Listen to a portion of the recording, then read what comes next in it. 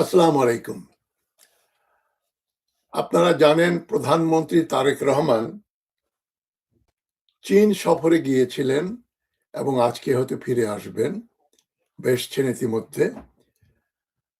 তো চীন বাংলাদেশের সঙ্গে যে সম্পর্ক কিছুটা বিঘ্নিত হয়েছিল, একটা হয়েছিল ২০০৪ সালে খালেদা জিয়া যখন প্রধানমন্ত্রী, তখন বাংলাদেশের কিছু মন্ত্রী এবং উচ্চপদস্থ ব্যক্তিবর্গ তাইওয়ানের সঙ্গে গোপন চুক্তি করেছিলেন এবং তাইওয়ানের কাছ থেকে মোটা টাকার ঘুষও খেয়েছিলেন, যাতে তাইওয়ানকে ঢাকায় একটা অফিস করতে দেয়া যায়, ভিসা অফিস। এবং ফলে চীন খুব নারাজ হয়ে যায় সে ২০০৪ সাল থেকে। এবং তারপরেরটা ইতিহাস। হাসিনা ক্ষমতায় আসার পরে হাসিনা চীনের সঙ্গে সম্পর্ক উন্নয়ন করে, চীন বাংলাদেশে যথেষ্ট টাকা পয়সা বিনিয়োগ করে এবং ভারতের সঙ্গেও হাসিনা এক তালে সম্পর্ক উন্নতি করে, সম্পর্কে উন্নয়ন ঘটায় এবং বাংলাদেশ চীন এবং ভারত দুজনের সঙ্গেই, দু দেশের সঙ্গে ভালো সম্পর্ক রাখার ব্যাপারে সচেষ্ট হয়। বাংলাদেশ ভারতের কোলে ঢুকে পড়লেও চীন আওয়ামী লীগ সরকারকে বিরক্ত করতে চায়নি, বাধা দেয়নি, কেননা বিকল্প ছিল বিএনপি। সে বিএনপি তখন তাইওয়ানের সঙ্গে ঘনিষ্ঠতা বৃদ্ধি করেছিল, সুতরাং বিএনপিকে তারা বিশ্বাস করত না। এই বিএনপি কিন্তু জিয়াউর রহমানের আমলে, শেখ মুজিবুর রহমানের উৎখাতের পরে বাংলাদেশের সঙ্গে চীনের সম্পর্কে উন্নয়ন ঘটে, চীন বাংলাদেশকে স্বীকৃতি দেয়, কিন্তু সেটাকে কিছু রাজনীতিবিদ সে সম্পর্ক নষ্ট করে দেয় বিএনপির। সেই জন্য তারেক রহমানের এই চীন ভ্রমণ এবং তাকে যে তারা যেভাবে সমাদর করলো, যেভাবে 15 দফার একটা চুক্তি করলো, 2+2 সংলাপ, এর মাধ্যমে একটা যৌথ ঘোষণাপত্র আসলো 15 দফার। তাতে দেখা যাচ্ছে চীন বাংলাদেশের সম্পর্ক অনেক উন্নয়ন ঘটেছে এবং চীন তিস্তা পরিকল্পনায় অংশগ্রহণ করবে, এটা খুবই গুরুত্বপূর্ণ ব্যাপার। এবং চীন বাংলাদেশের আঞ্চলিক অখণ্ডতা ও সার্বভৌমত্ব রক্ষার ব্যাপারে প্রতিশ্রুতি দিয়েছে এবং বাংলাদেশও এক চীন পলিসিতে সম্মতি জ্ঞাপন করেছে। মানে বিএনপির মন্ত্রী আমির খসরু মাহমুদ গং যে বাগড়া দেন বাংলাদেশ চীন সম্পর্কে, সেটার উন্নয়ন ঘটান তারেক রহমানের এই সফরের ফলে উন্নতি ঘটেছে। এবং যৌথ ঘোষণাপত্রে বলা হয়েছে চীনের প্রধানমন্ত্রী লি সিয়াংয়ের আমন্ত্রণে প্রধানমন্ত্রী তারেক রহমান ২০২৬ সালের ২২ থেকে ২৬ জুন পর্যন্ত চীন সফর করেন। সফরকালে তিনি দালিয়ানে অনুষ্ঠিত নিউ চ্যাম্পিয়ন্সের ১৭তম বার্ষিক সভা সামার দাভোস, যেটাকে বলা হয়, অংশগ্রহণ করেন। সফরের সময় প্রেসিডেন্ট শি জিনপিং প্রধানমন্ত্রীর সঙ্গে সাক্ষাৎ করেন এবং প্রধানমন্ত্রী তারেক রহমানকে লাল গালিচা সংবর্ধনা দেওয়া হয় এবং অনেক প্রোটোকল দিয়ে তাকে খুবই সম্মানিত করা হয়, মর্যাদা দেওয়া হয়, যেটা বাংলাদেশের জন্য একটা অভূতপূর্ব ব্যাপার। মানে জিয়াউর রহমানের পরে এই ধরনের কোন ব্যাপার ঘটেনি। সুতরাং চীনের এই সফর বাংলাদেশের জন্য যেমন গুরুত্বপূর্ণ, চীনের জন্য গুরুত্বপূর্ণ। তবে ভারত এই নতুন সম্পর্ক উন্নয়নে, চীন বাংলাদেশ সম্পর্ক উন্নয়নে নারাজ হওয়ারই কথা। তারা সন্তুষ্ট নয়। তারা শুধু তাই নয়, তারা একটু আতঙ্কিতও বটে যে চীন এই যে Teesta river comprehensive management and recovery project TRCMRP sign করছে, এটা ভারতের জন্য সবচাইতে গুরুত্বপূর্ণ এবং আতঙ্কজনক একটা ব্যাপার। তাই আমরা মনে করি চীনের সঙ্গেই যে নতুন সম্পর্ক উন্নয়ন ঘটছে প্রধানমন্ত্রী তারেক রহমানের চীন সফরকে কেন্দ্র করে। তাতে এই দুই দেশের সম্পর্ক এবং এশিয়া প্যাসিফিকের রাজনৈতিক ভূ-রাজনৈতিক অবস্থার একটা পরিবর্তন ঘটবে বলেই আমি মনে করি। এটা একটা অত্যন্ত গুরুত্বপূর্ণ সফর, কিন্তু অতিরঞ্জিত মাইল ফলক নয়। মানে এটা মানে আমাদের সঙ্গে চীনের সম্পর্ক কিছুটা নরম হলেও, কিছুটা ঠান্ডা হলেও সম্পর্ক কিন্তু ভালোই ছিল। এমনকি শেখ হাসিনাও সম্পর্ক ভালোই রেখেছিলেন। শেখ হাসিনার একটা বক্তব্যই চীনকে খুব নারাজ করেছে তিস্তা প্রজেক্টের ব্যাপারে, যে আমরা ভারত আমাদের নিকটতম প্রতিবেশী, ভারত যদি তিস্তা প্রজেক্ট গ্রহণ করে তাহলে আমরা চীনকে না দিয়ে ভারতকে এই প্রজেক্টটা দেব, যেটা হাসিনা জুন 2024 সালে বলে। এবং তারপরে হাসিনা যে চীনে ভ্রমণ করতে যান জুনের শেষ দিকে, 3 দিনের সফর সংক্ষিপ্ত করে তাকে একদিনের ভেতরেই চীন ফেরত পাঠিয়ে দেয়। চীন যে বার্তা দেয় যে তোমার ভারতের প্রতি যে তোমার যে অনুরাগ, সেটা আমাদেরকে খুবই দ্বিধাগ্রস্ত করেছে, রাগান্বিত করেছে, নাখোশ করেছে। আমরা আর বাংলাদেশের ব্যাপারে কোনো ইন্টারেস্ট নেব না। এবং তার কদিন পরেই কিন্তু হাসিনার পতন ত্বরান্বিত হয়, যেটা আমি বলেছিলাম যে পত্র পাঠে বিদায়, এবং তার 3 সপ্তাহের মধ্যে হাসিনাকে বিদায় নিতে হয়েছিল। এখন সৌভাগ্যবশত তারেক রহমানের বলিষ্ঠ ভূমিকায় পররাষ্ট্রনীতিতে এখন চীনের সঙ্গে যে বার্তা বাংলাদেশ চীনকে দিল, সেটা খুবই আশাপ্রদ। এটা চীনের কাছে বাংলাদেশের কৌশলগত গুরুত্বের স্বীকৃতি। আর শি জিনপিং এর স্তরের স্বাগত বার্তা ইন্দো প্যাসিফিক অঞ্চলে চীনের প্রভাব বাড়ানোর ইচ্ছা প্রকাশ করে এবং বাংলাদেশকে একটি নির্ভরযোগ্য অংশীদার হিসাবে দেখার ইঙ্গিত দেয়। যেটা আমি আগেও বলেছি, বঙ্গোপসাগর চীনের জন্য খুবই গুরুত্বপূর্ণ একটা এলাকা। মানে ওই মালাক্কা স্ট্রেইট দিয়ে, মালাক্কা প্রণালী দিয়ে চীনের যে ব্যবসা বাণিজ্য হয় বিদেশের সঙ্গে, সেটা যদি কোনোভাবে বিঘ্নিত হয়, ভারত বা মার্কিন যুক্তরাষ্ট্র সেখানে বাধা দেয়। মার্কিন যুক্তরাষ্ট্র কিন্তু এখন তার পুরো সেনাবাহিনী, নৌবাহিনী, বিমান বাহিনীকে তারা south China sea, Asia Pacific region, চীনের পার্শ্ববর্তী এলাকায় নিয়ে আসছে, ইউরোপ এবং মধ্যপ্রাচ্য ছেড়ে। সুতরাং চীনকে এখন আমেরিকা সবচেয়ে বড় প্রতিদ্বন্দ্বী মনে করে। সে মতো অবস্থায় বঙ্গোপসাগরে চীনের একটা আউটলেট দরকার মিয়ানমার হয়ে। সুতরাং মিয়ানমার এবং বাংলাদেশ চীনের জন্য খুবই গুরুত্বপূর্ণ।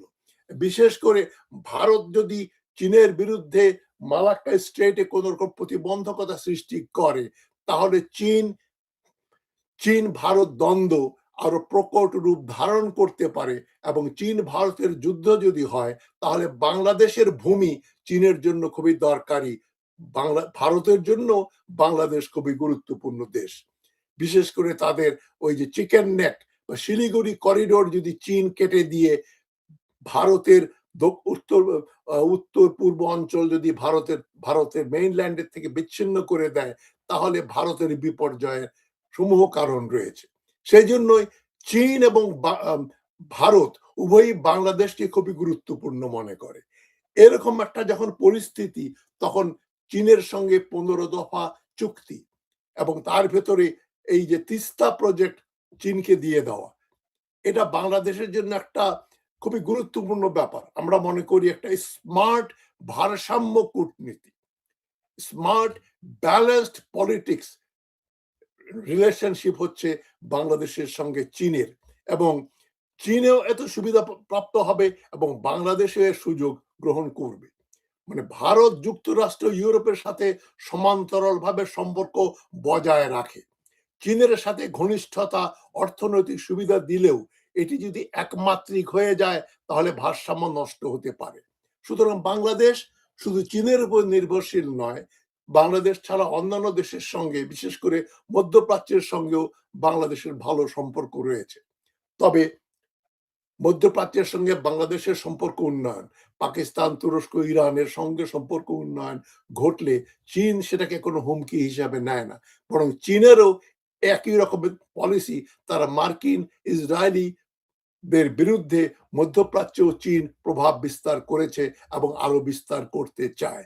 তাই চীন, পাকিস্তান, বাংলাদেশ, ইরান, তুরস্ক, সৌদি আরব সবাই একদিকে, আর ভারত মার্কিন যুক্তরাষ্ট্রের একটা ঘাঁটি হিসাবে নিজেকে মনে না করলেও তারা মনে করে ভারতের সঙ্গে মার্কিন যুক্তরাষ্ট্রের ঘনিষ্ঠতা বাড়লে চীনকে তারা প্রতিহত করতে পারবে।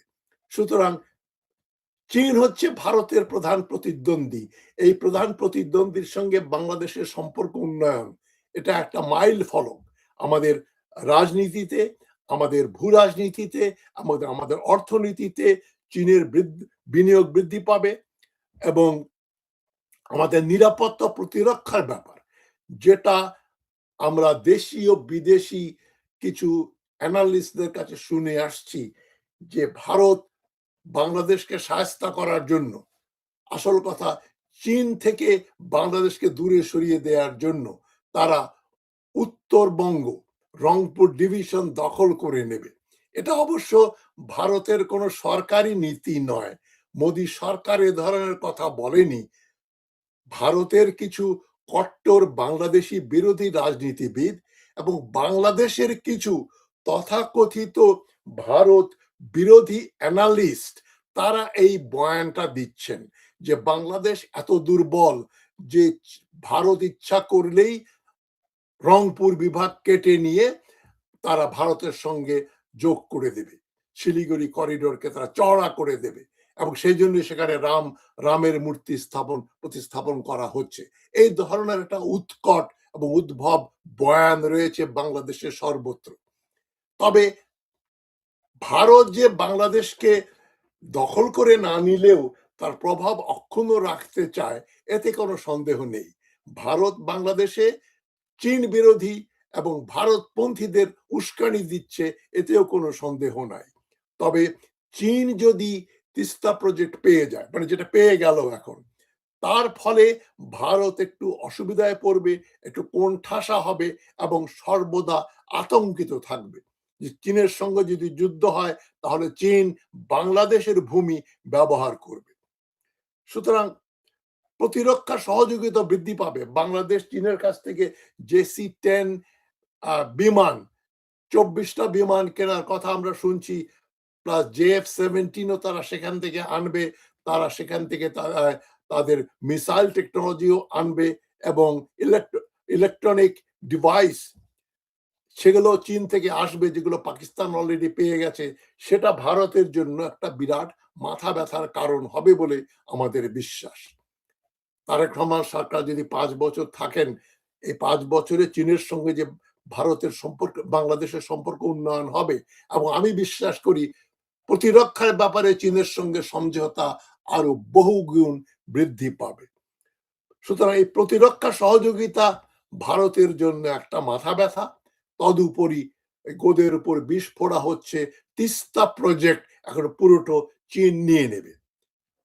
এখন এটা আর কোনো কল্পনার বিষয় নয়।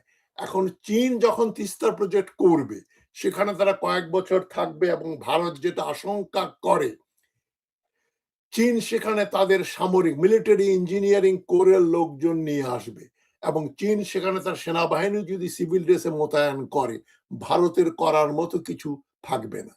সুতরাং এই ভারতের শিলিগুড়ি করিডোর থেকে কয়েক মাইল দূরে এই যে তিস্তা প্রজেক্ট, এটা তো স্বল্পকালীন ব্যাপার না, এবং চীন এটা বানানোর পরে দেখাশোনা রক্ষণাবেক্ষণের জন্য চীনের উপস্থিতি এখানে সক্রিয়ভাবে থাকবে। সুতরাং ভারত এই ব্যাপারে উদ্বিগ্ন। তো 10C বিমান, JF-17 বিমান কেনা, মিসাইল টেকনোলজি, ইলেকট্রনিক ডিভাইস এবং তিস্তা প্রজেক্ট সবগুলোই ভারতের জন্য একটা মাথা ব্যথার কারণ। এবং মার্কিন যুক্তরাষ্ট্র, পশ্চিমা দেশগুলো এই সফরকে খুব প্রকাশ্যে বিরোধিতা করতে না পারলেও তারা খুব ভালো চোখে দেখবে না।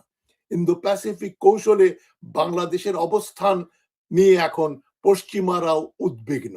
পশ্চিমারা এটিকে চীনের প্রভাব বৃদ্ধি হিসাবে দেখে এবং ইন্দো প্যাসিফিকে বাংলাদেশের ভূমিকা নিয়ে তারা উদ্বিগ্ন। তবে বাংলাদেশ যদি নন অ্যালাইনমেন্ট বজায় রাখে তাহলে অবস্থান খুব বেশি খারাপ হবে বলে আমেরিকা মনে করে না। এখন বাংলাদেশ কতটা নন অ্যালাইন থাকবে সেটাও প্রশ্ন সাপেক্ষ। চীন বাংলাদেশকে সম্পূর্ণ নিরপেক্ষ হয়ে মার্কিন যুক্তরাষ্ট্রের ভালো সম্পর্ক রাখবে, একটা ত্রিমুখী সম্পর্ক চীন, ভারত এবং মার্কিন যুক্তরাষ্ট্র তিনটার সঙ্গে বাংলাদেশ খুব স্মার্ট ভাবে সম্পর্ক বজায় রাখতে পারবে, এটা বাংলাদেশের উপর সম্পূর্ণ নির্ভর করে না। কারণ বিনিয়োগ করবে চীন, টাকা দেবে চীন, প্রযুক্তি দেবে চীন, সামরিক অস্ত্রশস্ত্র দেবে চীন, লং টার্ম ঋণে, লং টার্ম লোনে এবং স্বল্প ইন্টারেস্টে। সুতরাং চীনের কাছ থেকে এত কিছু পাওয়ার পরে বাংলাদেশ স্বাধীনভাবে তার পররাষ্ট্র নীতি বজায় রাখবে সেটা ব্যাপারে আমি আমার সংশয় আছে। সুতরাং মার্কিন যুক্তরাষ্ট্র যে অপপ্রচার করে যে ঋণ নির্ভরতা বাড়বে, চীনের রাজনৈতিক প্রভাব বাড়বে, আর ঋণ নির্ভরতা মানে যতটা শোনা যায় ওই শ্রীলঙ্কার সম্বন্ধে হাম্বলটোটা পোর্ট তারা নিয়ে নিয়েছে কেন তারা ঋণ সার্ভিস করতে পারেনি। বাংলাদেশের প্রজেক্টগুলো, তিস্তা প্রজেক্ট যদি বাস্তবায়িত হয়ে যায়, যখন হবে তখন বাংলাদেশের প্রবৃদ্ধি ঘটবে, সেখানে কৃষিজাত পণ্য উৎপাদন বৃদ্ধি পাবে পুরো রংপুর ডিভিশনে, তার দ্বারা বাংলাদেশের অর্থনৈতিক উন্নয়ন ঘটবে, মানে তারা খাদ্যে প্রায় সম্পূর্ণ হয়ে যাবে। সুতরাং বাংলাদেশের পক্ষে চীনের ঋণ সার্ভিস করা কোনো ব্যাপার হবে না, এবং বাংলাদেশ ডেফার করলে যদি ঋণ পরিশোধ করতে কিছুটা ব্যর্থ হয় তাতেও কিন্তু চীন বাংলাদেশকে হাতছাড়া হতে দেবে না। কারণ বাংলাদেশের মাটি চীনের জন্য খুবই গুরুত্বপূর্ণ, ভারতের জন্য যেমন চীনের জন্য তেমন। তো বাংলাদেশের জন্য একটা সুসংবাদ যে চীন এবং ভারত দুটো দেশই বাংলাদেশের জমি, বাংলাদেশের ভূমিকে অত্যন্ত গুরুত্বপূর্ণ মনে করে স্ট্র্যাটেজিক্যালি। সেটাই বাংলাদেশের জন্য সবচাইতে মানে সুখবর। ইরান যেমন তার ভৌগোলিক অবস্থানের জন্য মার্কিন যুক্তরাষ্ট্র ইসরায়েলের সম্মিলিত হামলাকে শুধু প্রতিরোধ করেনি, তারা প্রতিহত করেছে এবং অনেক ক্ষতি সাধন করেছে মার্কিন যুক্তরাষ্ট্রের বিভিন্ন বেসগুলোতে, মিত্র দেশগুলোকে। ইরান এখন অপ্রতিরোধ্য হয়ে দাঁড়িয়েছে।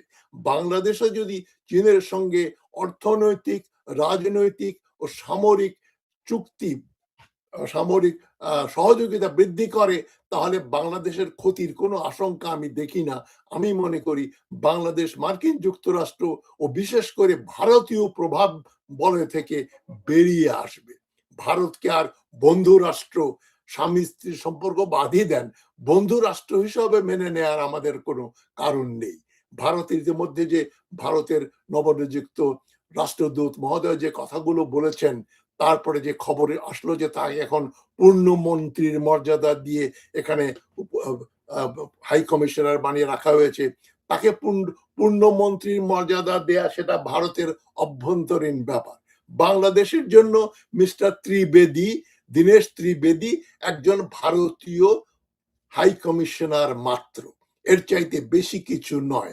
সুতরাং ওই ব্যাপারে আমাদের বেশি কিছু রিড করার অবকাশ নেই। ভারত থাকবে ভারতের জায়গায়, এবং চীন বাংলাদেশ মৈত্রী একটা নতুন এলাকায় ঢুকছে, এবং এর ফলে আমাদের লাভ ছাড়া ক্ষতি বা কোনো ভয়ের কোনো কারণ আমি দেখি না। এতে আতঙ্কিত হতে পারে ভারত এবং পরোক্ষভাবে যুক্তরাষ্ট্র। তবে যুক্তরাষ্ট্র, ভারত মনে করবে বাংলাদেশকে একটা গুরুত্বপূর্ণ দেশ, শুধুমাত্র চীন ও ভারত না, যুক্তরাষ্ট্র মনে করবে, এবং তার ফলে হয়তো যুক্তরাষ্ট্র থেকে কিছু বিনিয়োগ পাবো, সুযোগ সুবিধা আমরা পাবো। কেননা যুক্তরাষ্ট্র, ভারত এবং চীন কেউ বাংলাদেশকে হাতছাড়া করবে না। এই জন্য বাংলাদেশের এই পলিসিটা আমি মনে করি খুবই ফলপ্রসূ হয়েছে। যে জন্য চীন তারেক রহমানকে এত সম্মান দিল, এত ভালো ব্যবহার করলো, এবং অতীতের ভুল ভ্রান্তি ভুলে গিয়ে চীন এখন বিএনপি সরকারের সঙ্গে সম্পর্ক উন্নয়ন করছে, এতে আমাদের লাভ ছাড়া ক্ষতির কোনো সম্ভাবনা দেখি না। তো আমার এই অনুষ্ঠান ভালো লাগলে আপনারা শেয়ার করবেন এবং আমার চ্যানেল ভালো লাগলে সাবস্ক্রাইব করবেন এবং একথা জানিয়ে আমি আপনাদের মনোযোগ দিয়ে পুরো ভিডিওটা দেখার জন্য অনুরোধ জানাচ্ছি। ভালো থাকবেন সবাই। আসসালামু আলাইকুম।